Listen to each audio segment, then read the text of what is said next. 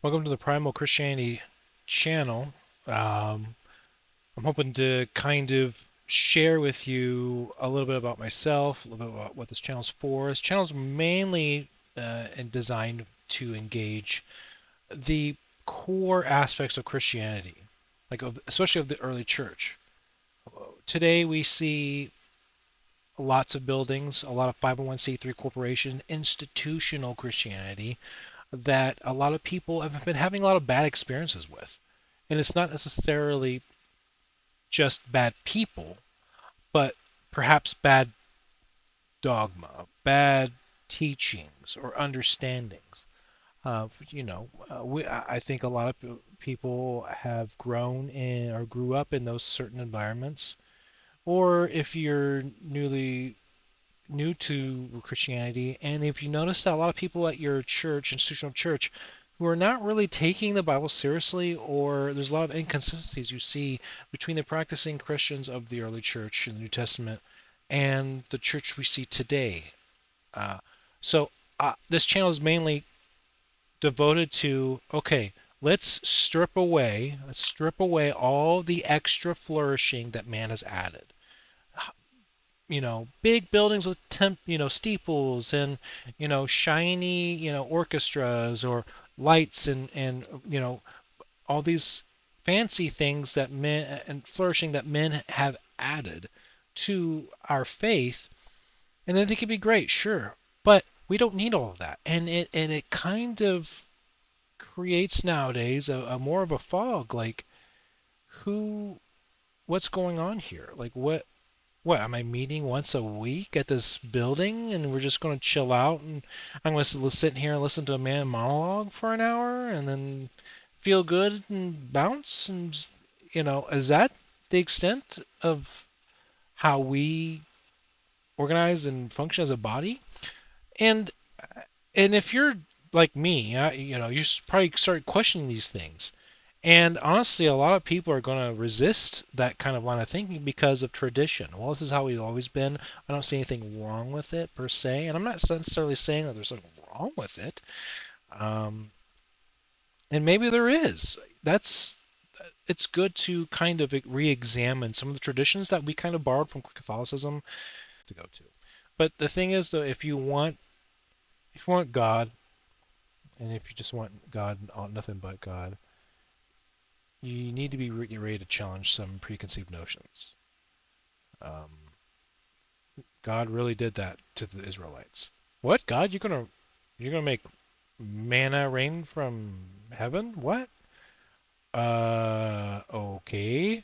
Uh, my personal story is that I grew up in a Protestant Pentecostal background. Um, More specifically in the United Pentecostal Church International. There you are, a sect of Pentecostalism, and they believed, no shorts for men, don't grow a beard, no jewelry for women, don't cut your hair, that sort of thing. And then that culture, some of you might say it's a cult, which, yeah, maybe. Uh, you you'll find there's a lot of there was a lot of clergy worship. Like, oh, he's the man of God. Don't ever question the pastor or the preacher. He's God's special one. Um, and I would see a lot of that going on, where clergy is like some extra class, like first class Christians, and the rest of us were like second class, Christians. And a lot of the clergy, and I say clergy, I mean pastors, licensed ministers, and preachers and stuff like that, they would treat um, the laity, like the congregation or the saints, as they would call them, as morons. Like we didn't do. Now, noticing a lot of the congregates were not really. They didn't really ask questions that ruffled feathers. They really try to avoid that. They were more focusing on getting on leadership's good side. It's a lot of politics involved, And whenever the pastor said, typically, or preacher, whatever they said usually was gospel truth. And they do, I'm not sure if the organization as a whole believe this or if it's just a church by church basis, but I noticed that it's, as a culture, it was, if the pastor said something, that was basically the same thing from God. Pastor told you to, he'll, sit in the front row, you do it. Or if he'll kick you off the podium for wearing toenail polish. That's been done. Actually, that's happened to my wife. She was, she sang. She sang in church. She was very young, probably 16, I think, 16 or 17. And she was wearing clear toenail polish. And the pastor saw that.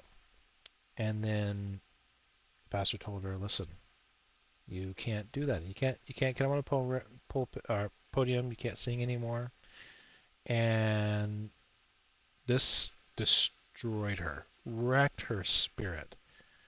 And because she just wanted to be involved, she wanted to be a part of the community.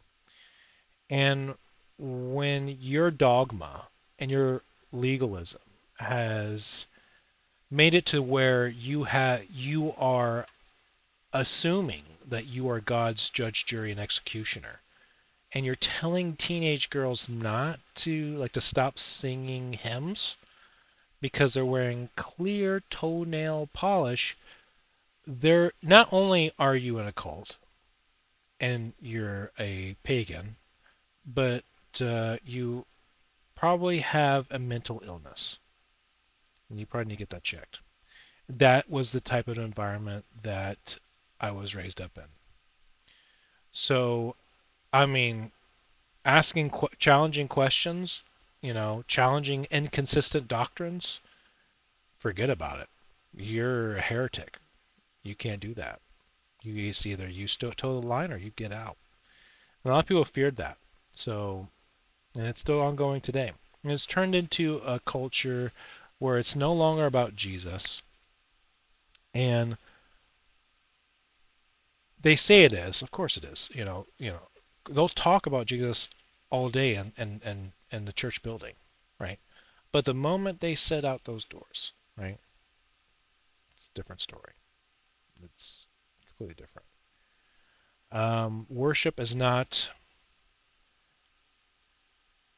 or maybe this is the American Christianity thing, where when we say worship, some people assume is you are singing, dancing, you have your arms in the air, and there's music, and there's loud praying, and you're speaking in an unknown tongue that no one understands, and all this stuff.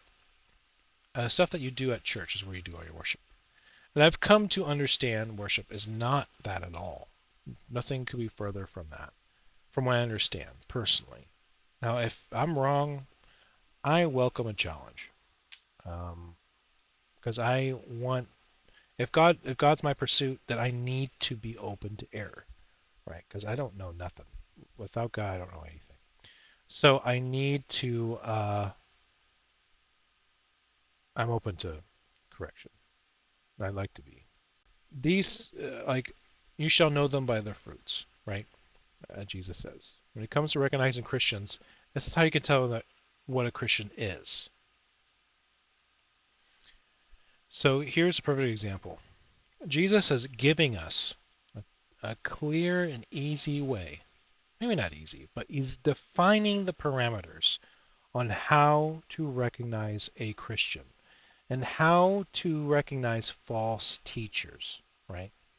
So here in Matthew 7:15, he says, beware of false prophets who come to you in sheep's clothing. They look like Christians. They look like godly people. But inside, they are ravenous wolves. Complete opposite of Christian. They don't care about God. They care about their hunger. They care about their appetite. Their God is their belly. So immediately at the gate, Jesus is warning us, look, these false prophets, they look like Christians. They appear like Christians, right? But inside, they only serve themselves. They are ravenous wolves. You will recognize them by their fruits. That's not poetry. You will recognize them by their fruits. Are grapes gathered from thorn bushes or figs from thistles? And that's a rhetorical question. Obviously not. So every healthy tree bears good fruit, but a diseased tree bears bad fruit. A healthy tree cannot bear bad fruit, nor can a diseased tree bear good fruit. And every tree that does not bear good fruit is cut down and thrown into the fire. Thus you will recognize them by their fruits. So already, we don't need anyone's help. We don't need any other input. Extra biblical input not required. Jesus already laid out the parameters for how to recognize false teachers, false Christians versus true brethren, right? You will know them by their fruit. So when someone says they're a Christian but they ghost you, not don't talk to you, don't return your phone calls, don't return your text messages, couldn't give one lick about you and it shows, probably not a Christian, right? Um, so we shouldn't really be afraid to call them out. We get a lot of the kind of people that are saying, "Oh, you can't judge me." It's because they don't want to be judged, even though Jesus gave you a clear rubric on how to recognize false teachers and how to avoid them. Um, but institutional Christians have ignored this largely, and so I noticed this in the faith I was growing up in. That a lot of the Christians were ignoring the bad fruit that a lot of clergy and other self-proclaimed Christians were doing. So I immediately threw into question their leadership, their understanding of the word, and how they were organized. So I had to, if I was going to be serious about the Bible and what God said, I need to take a step back.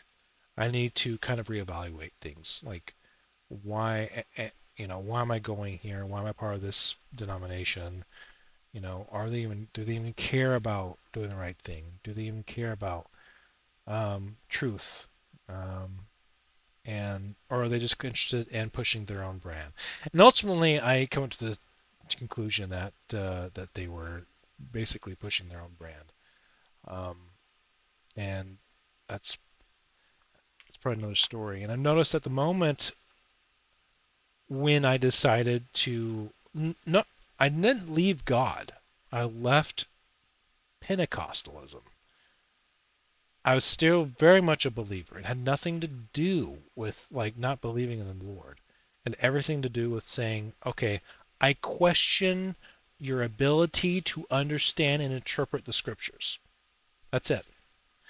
And because of that, I was essentially excommunicated.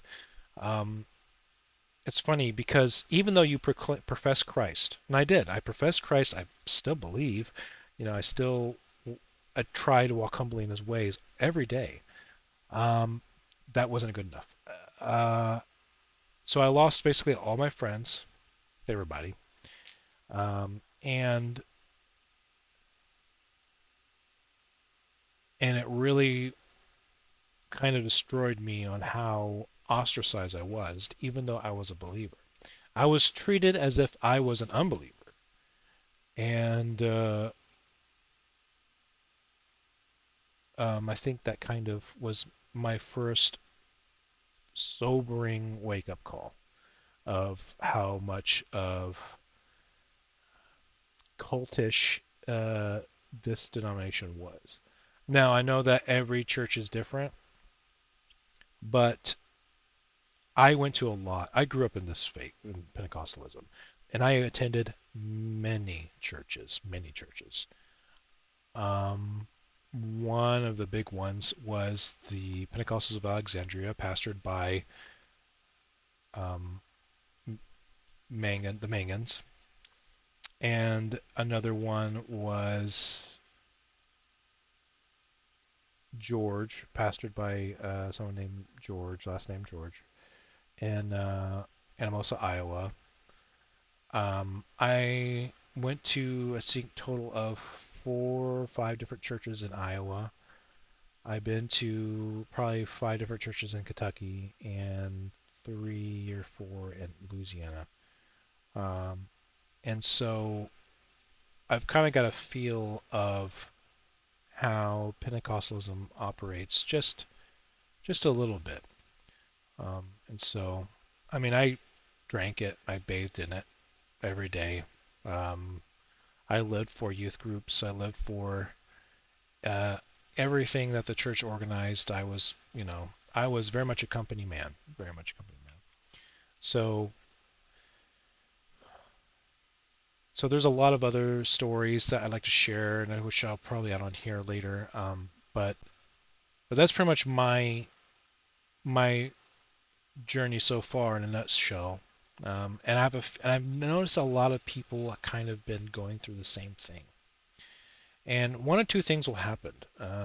When someone is severely burned by the church, I say the church, I mean institutional Christianity. Um, they will either say, "Oh, I guess God doesn't exist because of what happened to me," so they walk away from the faith and try to either redefine God or just become an atheist. Or they pursue God for God and take the harder route. Um, and I say harder because when you're pursuing God and you're denying everything else, you're forsaking all others except for God. Let God be true and every man a liar, right? But that's a lonely road. It's a lonely road, and it kind of coincides with Jesus says that narrows the way, and few that find it. And there's a reason why there's few that find it. It's because it's costly. The truth will cost you your life. You have to be okay with that. The moment you're okay with that, you will start seeing the truth. A lot of things will be opened up to you. You start how see people treat you. Um, a lot. You'll quickly understand. See, oh, okay, well, that's how things are going to be. So, so in short, we don't necessarily go to a church. We practice church in our home, in our living room, our family first. And we've noticed a huge dynamic shift, change. Me and my wife are closer. I'm closer to my family. And we are more, we have more of a desire to fellowship with other Christians. We are more responsible for our own walks. We notice that. But like I said, it paid off in spades when it comes to my marriage. Um, God has taught me a lot about my marriage, and I've just seen just nothing but more joy, more compassion, more patience um, when it comes to our family, and that I tell a lot of people that I share that testimony with a lot of people. So, but yeah, that's kind of like my story in a little bit of a nutshell. I'd like to share more on future videos. So yeah, thanks for watching.